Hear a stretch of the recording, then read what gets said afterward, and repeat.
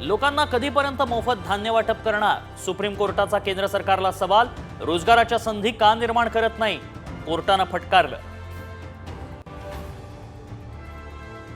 नाशिक जिल्ह्यात कांद्याच्या नावाखाली एने जमिनींवर बोगस पीक विमा काढल्याचं उघड. एकट्या मालेगावात 500 हेक्टर बोगस पीक विमा चौकशी सुरू. बोगस शेतकऱ्यांवर गुन्हे दाखल होणार.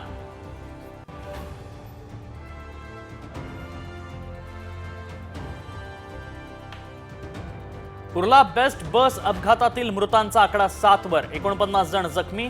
आरोपी संजय मोरेला 21 डिसेंबर पर्यंत पोलीस कोठडी.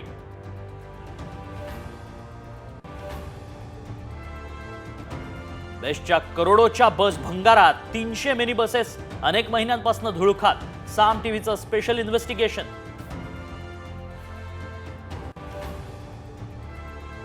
सिंचन आणि सहकारी बँक घोटाळ्याप्रकरणी अजित पवारांची ईडी चौकशी सुरूच राहणार. ईडीकडून अजूनही क्लोजर रिपोर्ट नाही. साम टीव्हीला सूत्रांची माहिती.